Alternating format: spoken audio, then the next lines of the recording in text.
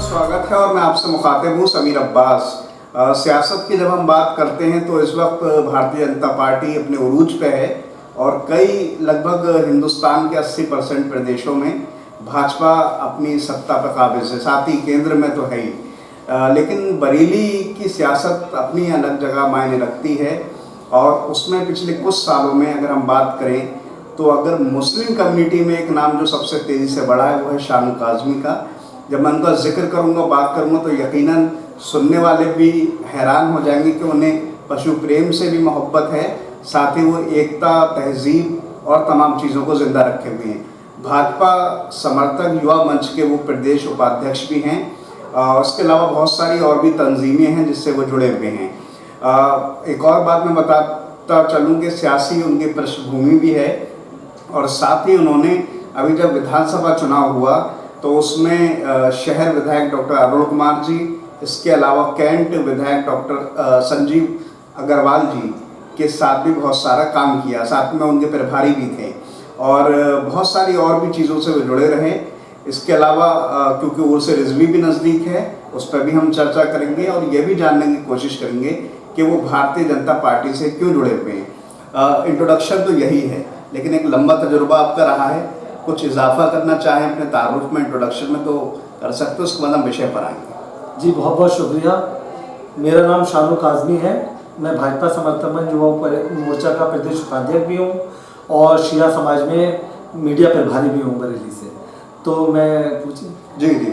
अच्छा, मैं आपसे ये जानना चाहता हूँ, आपने शिया कम्युनिटी की बात की। ये अमूमन देखा जाता है कि जो शिया कम्युनिटी है वो बीजेपी में कहीं ना कहीं नज़र आती है और वैसे ये एक नज़रिया है लोगों का कि जो भारतीय जनता पार्टी है उससे मुस्लिम समुदाय के जो लोग हैं वो दूर रहते हैं। लेकिन आप भारतीय जनता पार्टी में इतने सालों से जुड़े हुए हैं, लगातार काम करते हैं, मोदी जी की तमाम जो योजनाएं हैं घर घर तक पहुंचाने में कोशिश करते हैं। आखिर क्या वजह है भारतीय जनता पार्टी के लिए इतनी बड़ी मोहब्बत? देखिए, सबसे पहली बात, हमारे देश के प्रधानमंत्री आदरणीय नरेंद्र मोदी जी ने 2014 में जब उनकी सरकार बनी, उन्होंने नारा दिया सबका साथ सबका विकास। तो उन्होंने उसके तहत वाकई में वही नारे के तहत काम किया। उन्होंने सबका साथ दिया, सबका विकास किया। फिर 2019 में जीती भारतीय जनता पार्टी ने गवर्नमेंट बनाई तो मोदी जी ने क्या कहते हैं एक नारा दिया, सबका साथ सबका विकास सबका विश्वास। तो उन्होंने सबका साथ दिया, सबका विकास किया और सबका विश्वास जीता। आज देखिए, मुसलमान भी जगह जगह भारतीय जनता पार्टी से जुड़ता आ रहा है। बरेली में क्या, पूरे प्रदेश में क्या, पूरे हिंदुस्तान में जगह जगह मुसलमान भाजपा से जुड़ रहा है, क्योंकि मुसलमानों को किसी भी योजना से भाजपा ने अलग नहीं किया। चाहे वो स्कॉलरशिप की हो, चाहे वो राशन हो। कोरोना लॉकडाउन में जब राशन बांटा गया तो सबसे ज़्यादा मुसलमानों ने ही उसका लाभ उठाया। चाहे वो घर की योजना हो, आवास वाली, वो भी सबने ली। सब मुसलमानों ने हर योजनाओं में बढ़ चढ़कर हिस्सा लिया है, क्योंकि देश है, हिंदुस्तान है, यहाँ पे सभी मजहब के लोग रहते हैं। तो जो हमारे देश के प्रधानमंत्री की सोच है वो बहुत अच्छी सोच है, उसको लेकर मुझे भी अच्छा लगा और मैं लगातार भाजपा के लिए काम कर रहा हूँ। लगातार भाजपा को सपोर्ट भी करता हूँ मैं, और जो भी योजनाएं आती हैं मैं चाहता हूँ पब्लिक तक पहुँचे। और लेकिन कुछ लोग ऐसे भी होते हैं, वो आलोचना करना उनका काम होता है, तो वो देश के प्रधानमंत्री के काम में, भारत सरकार के काम में, प्रदेश सरकार के काम में वो कमियां निकालते हैं। लेकिन जो अच्छे लोग हैं वो खूबियां ही भाजपा की देख रहे हैं। जी, आपने योजनाओं की बात की, मैं इसी से जुड़ा हुआ एक सवाल करूंगा। मदरसों की तमाम जांचों का एक सिलसिला टाइम जारी है और अक्टूबर तक उसकी रिपोर्ट देनी है। मदरसों को लेकर जो नज़रिया है, जांचें करना, सर्वे करना, ये एक अच्छी बात है। आप इस पहल को किस तरह से देखते हैं? भारतीय जनता पार्टी मदरसों को लेकर बेहद संजीदा है, बहुत बड़ा अमाउंट भी खर्च करती है और अब जो है जो सही मदरसे चल रहे हैं उनकी जांच भी हो रही है, किस तरह से देखते हैं? देखिए, मदरसों की जो सही मदरसे हैं वहाँ पे उन्हें कोई दिक्कत ही नहीं है जांच कराने में। और जो कुछ जगहें, कुछ मदरसे या मदरसे नहीं होते, जो उसकी आड़ में कुछ लोग गलत काम जो करते हैं या मदरसों की आड़ लेते हैं, सारा लेते हैं, वो जो है उनके बस भेद को लेंगे। बाकी जो अच्छा काम कर रहे हैं मदरसों के लिए, सरकार उनसे कोई गलत वो नहीं करेगी, कोई गलत तरीके से सवाल जवाब नहीं करेगी। और जो सही लोग हैं उन्हें डरने की कोई जरूरत नहीं है। और गलत तो देखिए, चाहे मदरसों का मामला हो, चाहे किसी भी धर्म में किसी भी कम्युनिटी का मामला हो या किसी से जुड़ा हुआ मामला हो, गलत तो हर हाल में गलत होता है। और जो सही है, देखिए मदरसों में बड़े बड़े अच्छे लोग पढ़ते हैं, तालीम करते हैं और अच्छे काबिलियत करते हैं, देश के लिए आगे आते हैं। हमारे देश के APJ अब्दुल कलाम साहब थे, मतलब वो भी देश के लिए आए, या नकवी साहब मुख्तार अब्बास नकवी जी की बात ले ली, तो तमाम तरह के मसले हैं। ये सब मदरसों में जो गलत होगा वही कार्रवाई से वो करेगा, और बाकी जो सही होगा वो हमेशा सही है। और सरकार से मैं भी कहना चाहता हूँ जो गलत है उसी की कार्रवाई हो, लेकिन जो सही है उनको किसी तरीके से कोई वो ना हो, और वो अपना ईमानदारी से काम कर रहे हैं, करते रहे। एक सवाल ये उठता है कि जल्दी में निकाय चुनाव होने वाले हैं जिसमें मेयर का चुनाव है, और आपकी जो करीबी रिश्ते हैं डॉक्टर उमेश गौतम जी जो कि यहाँ के मेयर भी हैं, किसी से छुपे हुए नहीं हैं, आप उनके सबसे करीबी लोगों में से एक हैं। क्या उम्मीद लगती है कि भारतीय जनता पार्टी उन्हें फिर से टिकट देगी अगर जनरल कैटेगरी में सीट जाती है? देखिए बिल्कुल मिलना चाहिए, क्योंकि हमारे शहर के महापौर डॉक्टर उमेश गौतम जी ने जितना विकास इन 4.5-5 साल के कार्यकाल में अपना किया है, आज तक 20 साल में कोई सरकार का कोई भी मेयर नहीं कर पाया। आप चाहे देख लें, हर कच्ची गलियां पक्की हुई, जहाँ पे क्या कहते हैं नालियाँ नहीं थी वो नालियाँ बनी, सीवर लाइन का काम तेजी से चल रहा है, बरेली शहर हमारा स्मार्ट सिटी में आ गया, ठीक है, और उस पर काम भी चल रहा है, जगह जगह फ्लाईओवर भी बनाया जा रहा है ताकि जनता को कोई परेशानी ना हो। तो ऐसे मेयर को जो है जनता को फिर से चुनना चाहिए, जिनने सिर्फ जनता के लिए सोचा, किसी दबंगाई नहीं सुनी, भूमाफिया की नहीं सुनी, उन्होंने सिर्फ जनता के लिए सोचा और जनता के लिए विकास किया। तो मैं चाहता हूँ भारतीय जनता पार्टी से मेरा निवेदन भी है, मेरा माननीय राष्ट्रीय अध्यक्ष जी से भी निवेदन है मेरा, और गृह मंत्री जी से भी, प्रधानमंत्री जी से भी निवेदन है, और यहाँ पे अगर बरेली से जनरल सीट में टिकट दिया जाए तो माननीय महापौर डॉक्टर उमेश गौतम जी को फिर से चुनाव लड़ाया जाए, क्योंकि उन्होंने विकास किया और जनता उनके साथ है। एक सवाल और मैं आपसे करना चाहता हूं कि अभी आपने विधानसभा चुनाव में भी संजीव अग्रवाल जी और डॉक्टर अरुण कुमार जी के काफ़ी सारा चुनावी प्रचार भी देखा, तमाम चीज़ें देखी। अब 2024 का चुनाव भी बेहद नज़दीक है, और ये भी माना जा रहा है कि संतोष कुमार गंगवार जी जो कि यहाँ के सांसद भी हैं, वो आगे चुनाव शायद नहीं लड़ें। तो क्या इन दोनों कैंडिडेटों में से कोई आपको ऐसा लगता है चेहरे के तौर पे जो 2024 में सांसदी का चुनाव लड़ने के काबिल है? देखिए माननीय अरुण कुमार जी वहाँ मंत्री भी हैं, और उन्होंने अपने 3 बार के जीतने में बहुत काम किया, उन्होंने विकास किया। सबसे बड़ी बात है अरुण कुमार जी के साथ साथ उनके भाई एडवोकेट अनिल कुमार जी, वो भी पूरा शहर संभाले रहते हैं, काम करते हैं, तो इस वजह से जो है उन्होंने बहुत विकास किया। और आपके संजीव अग्रवाल जी प्रथम बार चुनाव लड़े और बरेली से जीते, वो हमारे कैंट के विधायक भी हैं और अच्छा काम कर रहे हैं, लोगों के बीच पहुँचते हैं, जनता में पहुँचते हैं। तो लेकिन मेरे हिसाब से अब अरुण कुमार जी के पास अभी जिम्मेदारी है, बड़ा चेहरा है, तो अगर संतोष जी नहीं लड़ते हैं, अगर संतोष जी लड़ते हैं तो अच्छी बात है। संतोष जी एक चेहरा है, वो बरेली में जब भाजपा का कहीं दूर तक वो लेता तो संतोष जी जीतते आए, यहाँ पे 8 बार के सांसद हैं।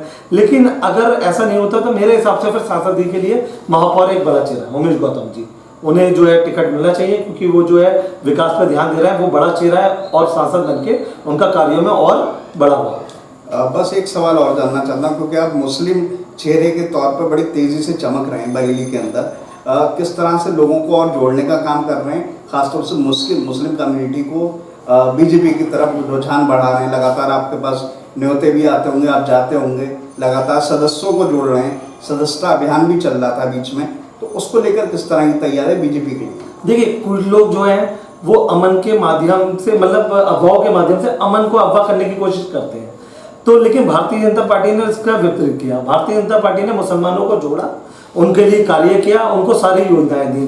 जो क्या कहते हैं लोगों ने भय बैठाल रखा था मुसलमानों में, भाजपा मुस्लिम विरोधी है, मोदी जी प्रधानमंत्री बन गए तो भाजपा जो है क्या कहते हैं इनको खा जाएगी, मुसलमानों को ये होगा वो होगा। लेकिन मोदी जी ने जब सरकार बनी तो उन्होंने सबका साथ सबका विकास किया, मुसलमानों को हर योजना में आगे रखा, मुसलमानों के साथ कोई भेदभाव नहीं किया। मुसलमानों को ये साफ साफ दिखने लगा हमारे लिए कोई है, क्योंकि पिछले 70-75 सालों में कोई सरकार मुसलमानों को सिर्फ वोट तो मांगती रही, लेकिन मुसलमानों के लिए कुछ नहीं किया। आज भारतीय जनता पार्टी की सरकार मुसलमानों के लिए आगे बढ़ने का अवसर दे रही है, हर योजनाओं में आगे रख रही है, चाहे किसी भी मामले में हो, चाहे वो ट्रिपल तलाक का मामला हो, जो अत्याचार होते थे उसको भाजपा ने खत्म करा, चाहे कोई भी हो, कश्मीर से 370 दफा भी हटवाई उन्होंने, ताकि मुसलमान आज़ादी से वहाँ पे जो भी लोग रहते हैं आज़ादी से रहें वहाँ पे। तो इस वजह से जो है मुसलमान भाजपा से जुड़ रहा है। आपने देखा होगा हर जुलूसों में आज तिरंगा चल रहा है, आज हर जुलूसों में जो है लोग जा रहे हैं, तो मतलब एक अमन के साथ जा रहे हैं। तो भारतीय जनता पार्टी कोई वो नहीं कर रही। अगर कोरोना लॉकडाउन था, जुलूस रोके गए या कोई भी यात्राएं रोकी गई तो सबके लिए, अब जुलूस खुले, यात्राएं खुली तो सबके निकल रहे हैं। तो इस वजह से मुझे लग रहा है मुसलमान भाजपा से जुड़ भी रहा है और क्या कहते हैं सदस्य बन भी रहा है और ओहदा भी जिसे मिल रहा है तो वो उसके हिसाब से काम भी कर रहा है। एक छोटा सा जवाब चाहूँगा। मुस्लिम सबसे बड़ा चेहरा जो कहलाते थे मुख्तार अब्बास नकवी, उनसे केंद्रीय मंत्री का पद छीन लिया गया, राज्यपाल का पद देने की बात कही गई। किस तरह से देखते हैं इस बात को, क्योंकि उनकी पारिवारिक पृष्ठभूमि से तो आप भी जुड़े? देखिए, जनाब मुख्तार अब्बास नकवी साहब जो थे उनसे पद छीना नहीं गया है, उनका कार्यकाल पूरा हो गया था तो उन्होंने उसका अपने कार्यकाल की जब पूरा हो जाता है तो उन्होंने इस्तीफा दिया। और रही बात राज्यपाल बनने की या उपराष्ट्रपति में नाम चल रहा था, देखिए जिस पार्टी की वो होती है एक ईंधन, हो सकता है नकवी जी के लिए कोई इससे अच्छी वो सोची हो, क्योंकि नकवी साहब भारतीय जनता पार्टी में एक लौता ऐसा चेहरा थे जिनकी वजह से मुसलमान भाजपा में जुड़ने लगा।